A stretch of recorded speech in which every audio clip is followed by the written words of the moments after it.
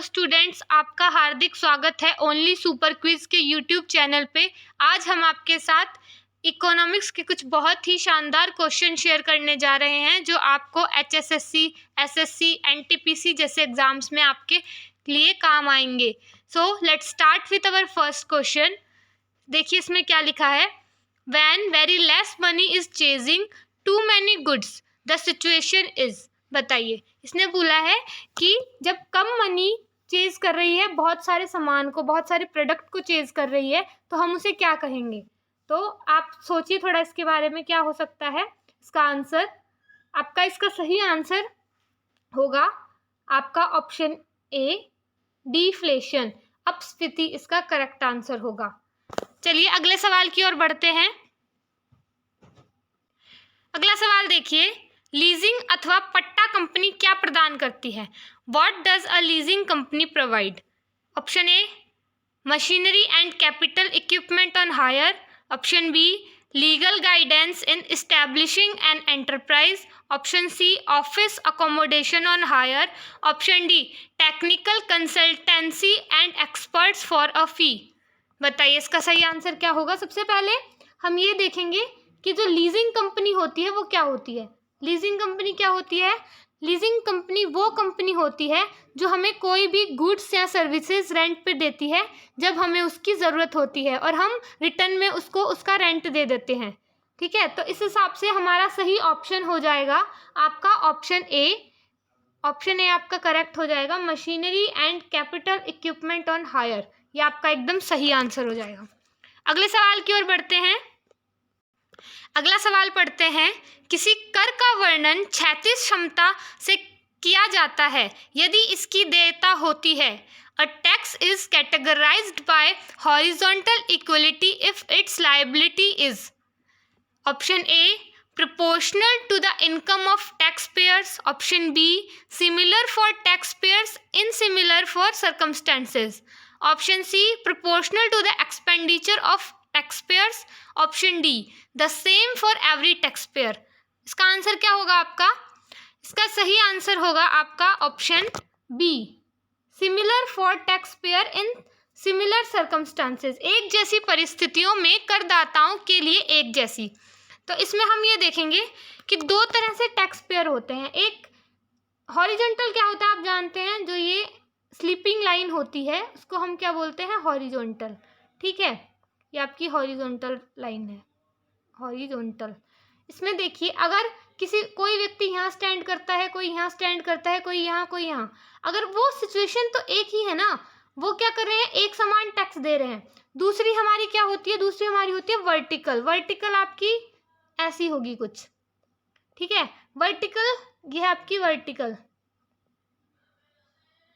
और फिर यहाँ कोई टॉप पे होगा, कोई बीच में होगा और कोई बॉटम पे होगा। इसका मतलब कि कोई जो टॉप पे व्यक्ति है और कोई बॉटम पे व्यक्ति है, और उनकी जो टैक्स पेइंग की जो उनकी कैपेसिटी है वो सेम नहीं होगी। और हॉरिजॉन्टल में क्या होगा कि जो टैक्स ये वाला दे रहा है वही टैक्स ये देगा, वहीं ये देगा और वहीं ये देगा, ऐसा होता है। ठीक है, अगले सवाल देखते हैं। अगला सवाल पढ़ते हैं, विपणन क्षेत्र की यूएसपी क्या होती है। What is USP in the marketing field. बताइए, यहाँ पे आपको पता होना चाहिए यूएसपी की फुल फॉर्म क्या होगी। यूएसपी होता क्या है, किसी गुड्स की वो क्वालिटी जो आपको अदर प्रोडक्ट से अलग करता है, वो आपकी यूएसपी होती है। यूएसपी का मतलब आपकी यूनिक सेलिंग प्रपोजिशन। आपका ऑप्शन डी इसका सही है कि कोई भी प्रोडक्ट है, हम उसको क्यों खरीदें मार्केट में, ताकि वो कुछ दूसरे वाले प्रोडक्ट से उसमें कुछ अलग होगा ना, इसीलिए तो हम उसको खरीदेंगे जाके। लाइक हम एग्जांपल ले लेते हैं कि हमने एग्जांपल लिया, क्लिनिक प्लस का एग्जांपल लिया, तो कोई बंदा जाके क्लिनिक प्लस क्यों खरीदेगा, क्योंकि उसके अंदर वो बताते हैं कि बालों को मजबूत बनाता है, या फिर जो भी उसकी आप देखेंगे, ऐड देखते होंगे आप, तो उसमें आपको पता चल जाएगा कि उसकी यूनिक चीज़ें बताई जाती हैं कि हम क्लिनिक प्लस ही क्यों खरीदें, या फिर हम डव ही क्यों खरीदें, हम हेड एंड शोल्डर ही क्यों खरीदें। इतने सारे मार्केट में प्रोडक्ट्स हैं, हम वो ही क्यों खरीदें, जो उसका यूनिकनेस होती है उसको हम क्या बोलते हैं, यूएसपी। इसको आप, इसकी फुल फॉर्म आप याद कर लीजिए, यूएसपी क्या होता है, यूनिक सेलिंग प्रपोजिशन, अद्वितीय बिक्री प्रस्ताव। चलिए अगला सवाल देखते हैं। अब देखिए, एक ही मांग वक्र पर संचलन को किस रूप में जाना जाता है, movement along the same demand curve is known as. Option A, extension and contraction of demand. Option B, increase and decrease of demand. Option C, contraction of supply. Option D, increase of supply. बताइए इसका सही answer क्या होगा। इसका सही answer होगा आपका option A, extension and contraction of demand, इसका सही आंसर होगा। अगर हम इसको एक ग्राफ की तरह समझे, ग्राफ में कैसे समझेंगे इसको, देखिए ये हमने एक ग्राफ बनाया, ठीक है, ये इसका वाई एक्सिस है, ये इसका एक्स एक्सिस है। इसमें यहाँ पे हम क्या लिखेंगे, क्वालिटी, क्वांटिटी लिखते हैं यहाँ पे, और यहाँ पे आपका होगा प्राइस, ठीक है, प्राइस लिख देते हैं। अब ये देखिए इसका जो कर्व है, यानी कि प्राइस और क्वांटिटी का जो कर्व है वो आपका कुछ इस तरह से आएगा, ठीक है। यहाँ पे आपकी डिमांड रखते हैं हम, डिमांड, तो अब प्राइस और क्वांटिटी सेम है, लेकिन मार्केट में क्या हो रहा है, उसकी डिमांड कभी ऊपर जा रही है और तो कभी उसकी डिमांड घट रही है। ये आपकी डिमांड है, यहाँ पे कभी घट रही है कभी ऊपर जा रही है, ठीक है। चलिए अगला सवाल देखते हैं। चलिए अगला सवाल पढ़ते हैं। से का बाजार नियम बताता है, says law of market holds that. क्या होगा इसका सही आंसर, देखिए option A, supply is not equal to demand. Option B, supply creates its own demand. Option C, demand creates its own supply. या फिर option D, supply is greater than demand. इसका सही answer क्या होगा, इसका सही answer होगा आपका option B, supply creates its own demand. यानी कि हम जितनी सप्लाई करेंगे, कोई चीज़ है, हम कितनी बनाएंगे कि उसकी डिमांड अपने आप उसको ले लेती है। Supply creates its own demand, जितना ज़्यादा सप्लाई होगी किसी चीज़ की, उतनी ही ज़्यादा उसकी डिमांड बढ़ती जाएगी मार्केट में। और ये से का जो लॉ है वो किसने दिया था, उसका पूरा नाम था जे.बी. से। जे.बी. से ने ये सिद्धांत दिया था। चलिए अगला सवाल देखते हैं। अगला सवाल देखिए, the theory of distribution relates to which of the following.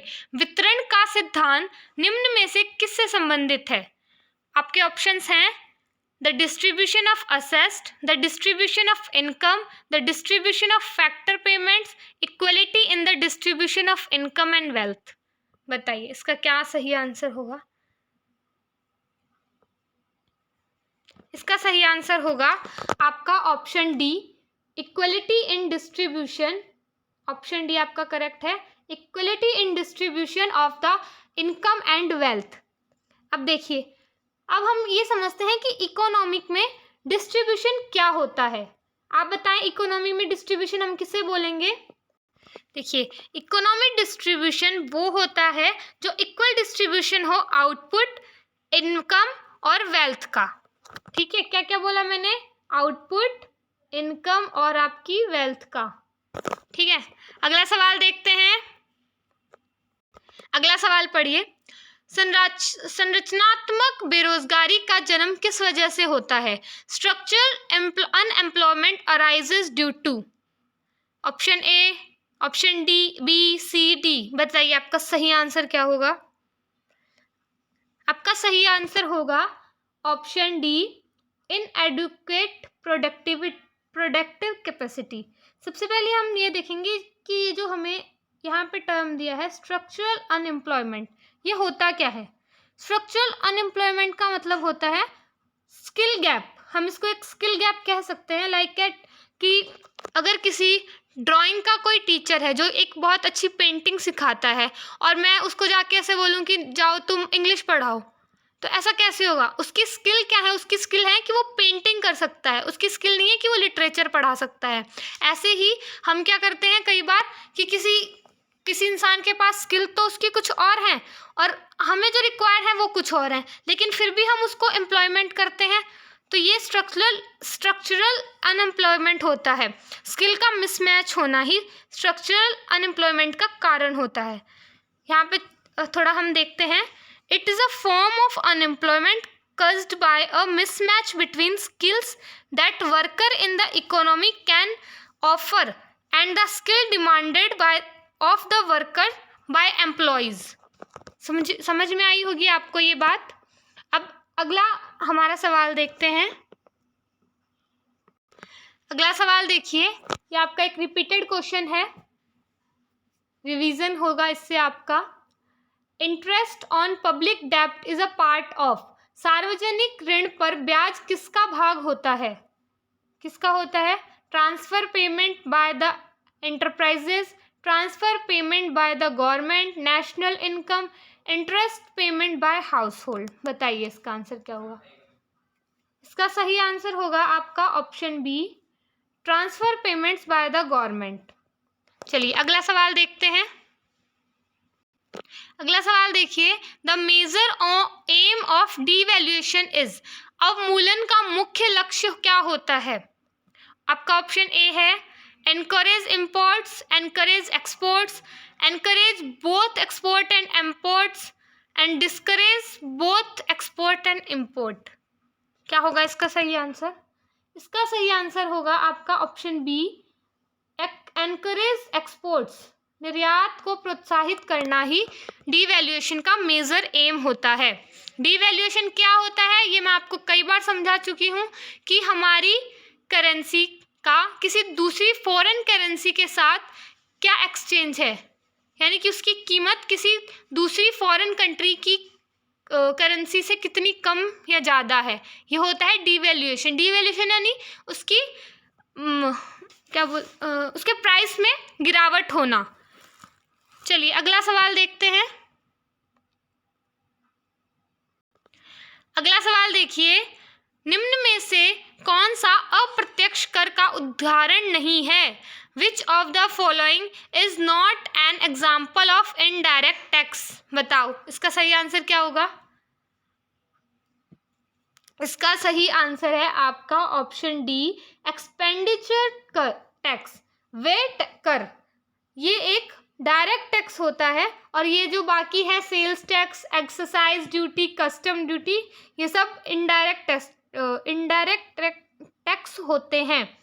घुमा फिराकर ये जो टैक्स है, sales tax, excise tax, custom tax, ये सब हमारे एमआरपी के अंदर ही इंक्लूड किए जाते हैं, जिसको घुमा फिराकर इसका भार कस्टमर को ही, कंज्यूमर को ही उठाना पड़ता है। अगला सवाल देखते हैं। चलिए अगला सवाल देखिए, निवेश किसके बराबर होता है?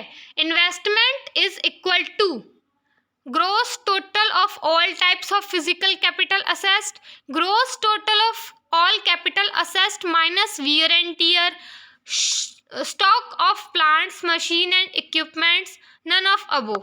ये आपका रिपीटेड क्वेश्चन है, बताइए इसका सही आंसर क्या होगा? इसका सही आंसर क्या होगा? आपका ऑप्शन बी इसका करेक्ट हो जाएगा। चलिए अगले सवाल की ओर। अगला सवाल देखिए, पूर्ण प्रतियोगिता की एक अनिवार्य शर्त कौन सी है? One of the essential condition of perfect competition is, option A product differentiation, B multiplicity of price for identical product at any one time, C many sellers and a few buyers, और option D only one price for identical goods at any one time. क्या होगा इसका सही answer? इसका सही answer होगा आपका option D, one price for identical goods at any one time. ये आपका सही आंसर हो जाएगा। अब ये देखिए कि परफेक्ट कंपटीशन क्या होता है कि नंबर ऑफ सेलर्स और बायर्स होते हैं, ठीक है। इसमें जो परफेक्ट कंपटीशन में होगा वो क्या होगा कि प्रोड्यूसर प्राइस टेकर होते हैं, प्राइस मेकर नहीं होते हैं। प्राइस मेकर होंगे तो वो मोनोपोली में होता है प्राइस मेकर। वो लोग हैं वो क्या करते हैं, होमोजीनियस प्रोडक्ट ही प्रोड्यूस करते हैं, परफेक्ट कंपटीशन वाले। ओके चलिए अगला सवाल देखते हैं। अगला सवाल हम देख रहे हैं, agriculture technology is hard to spread because कृषि तकनीकी का प्रसार मुश्किल है क्योंकि it has to be adopt the local conditions, rural people may not be acceptive, farmers are afraid to experiment on land for fear of failure, और all of अबो। बताइए। तो हम इसके क्वेश्चन को पढ़ के देख सकते हैं कि इसकी सारी कंडीशन हमारे आंसर को फुलफिल कर रही हैं। इस हिसाब से इसका आंसर होगा option D, all of above is the correct answer. अब देखें कि एग्रीकल्चर टेक्नोलॉजी का विकास क्यों नहीं हो पा रहा है। क्यों? क्योंकि रूरल एरिया, जो गांव देहात में जो लोग होते हैं, वो डरते हैं कि अगर हम हमारी लैंड के साथ कोई भी एक्सपेरिमेंट करते हैं, इससे हमारे लैंड की जो फर्टिलिटी है, जो इसका उपजाऊपन है, अगर वो नहीं रहा तो फ्यूचर में हमें बहुत दिक्कत होने वाली है। इसलिए एग्रीकल्चर टेक्नोलॉजी को विकसित करना बहुत ही ज़्यादा मुश्किल हो रहा है इंडियन गवर्नमेंट के लिए। चलिए अगला सवाल देखते हैं। अगला सवाल देखिए, कौन सा वक्र बेरोजगारी और मुद्रास्फीति दर से संबंध को प्रतिलोमित दर्शाता है? Which curve shows the inverse relationship between unemployment and inflation rate? तो उसका क्या नाम होता है? उसका नाम होता है आपका फिलिप्स कर्व। फिलिप्स वक्र आपका क्या दिखाता है? बेरोजगारी और मुद्रास्फीति में प्रतिलोमन। अब ये क्या होता है? देखिए, अनएम्प्लॉयमेंट बढ़ेगी, अनएम्प्लॉयमेंट क्या हो गई? बढ़ गई, और इन्फ्लेशन क्या हो गया? घट गया। ठीक है, क्योंकि अनएम्प्लॉयमेंट के कारण लोगों के पास पैसे ही नहीं होंगे, पैसे नहीं होंगे तो डिमांड क्या होगी? घट जाएगी, इसलिए प्राइस कम करने पड़ेंगे चीज़ों के, तो इन्फ्लेशन भी घट जाएगा। ठीक है, अब देखिए इसका हम इन्वर्स रिलेशनशिप का ग्राफ कैसे शो होगा आपको। ये आपका ग्राफ कुछ इस तरीके से आएगा। ये है इन्वर्स का ग्राफ होता है। ये किस किस के बीच में है? अनएम्प्लॉयमेंट और इन्फ्लेशन के बीच में। चलिए अगला सवाल देखते हैं। अगला सवाल देखिए, निम्न में से कौन अल्पाधिकार की हमारी परिभाषा से सर्वाधिक मेल खाता है? Which of the following most closely approximate our definition of oligopoly? अब ये देखते हैं, इसका आंसर पहले हमें बताइए क्या हो सकता है। The cigarette industry, the barber shops, the gasoline stations और व्हीट फार्मर्स। चलिए बताइए इसका सही आंसर क्या होगा। इसका आपका सही आंसर होगा आपका option A. Option A is the correct answer, cigarette industry, cigarette उद्योग। अब इसमें देखिए हमारे पास एक टर्म आया ओलिगोपोली। ओलिगोपोली हमें पता करना है कि ओलिगोपोली क्या होगा। कि अगर एक प्रोड्यूसर है हमारे पास, कितने प्रोड्यूसर है? एक प्रोड्यूसर है, तो उसे हम क्या बोलते हैं? मोनोपोली। ठीक है, मोनोपोली। दो प्रोड्यूसर है तो डुओपोली, और अगर 3, 4, 5 या उससे भी अधिक है हम उसको क्या बोलेंगे? ओलिगोपोली।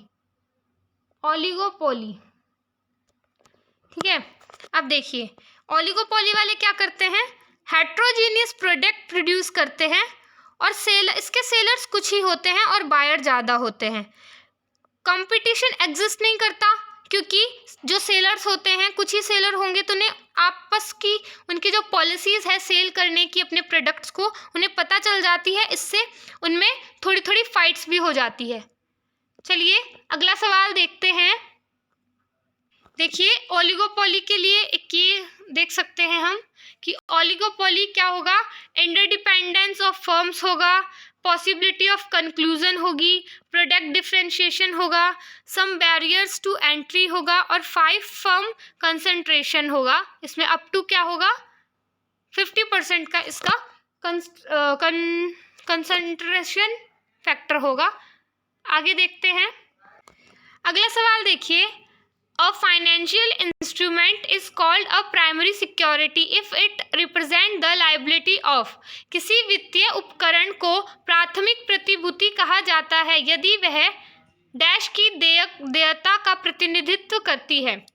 इसका सही आंसर क्या होगा? आप ऑप्शन देखिए। इसका सही आंसर होगा आपका option A, some ultimate borrowers, कोई अंतिम ऋणी।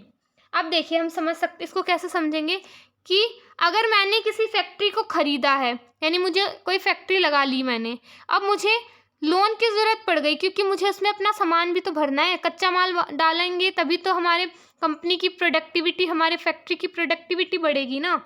अब हमें चाहिए क्या, लोन चाहिए। अब ऐसे करें कि अब मैं जो फैक्ट्री है उसे मैं एक फाइनेंशियल इंस्ट्रूमेंट की तरह यूज़ करूँगी, उसके ऊपर मैं एक लोन ले लूँगी। इससे मुझे क्या होगा, मनी जनरेट हो जाएगी मुझे मार्केट से।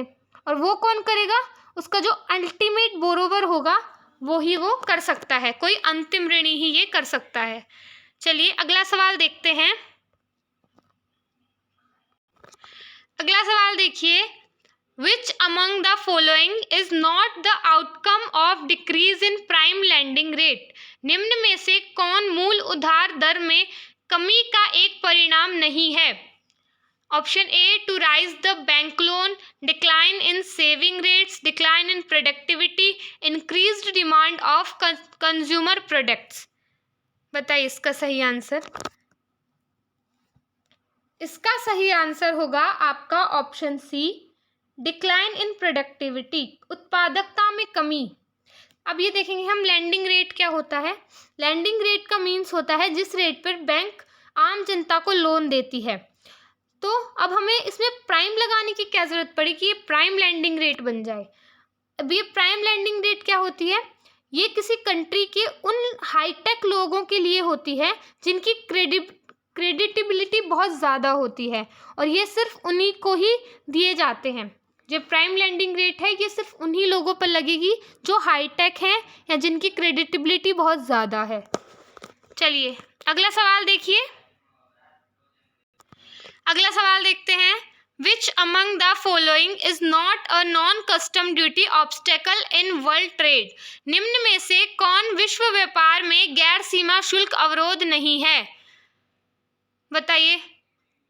Quantifying restriction, establishment of standards of labour in manufacturing, determination of import duty uniformly, restriction on goods quality. इसका सही आंसर क्या होगा, इसका सही आंसर होगा आपका option C, determination of import duty uniformly.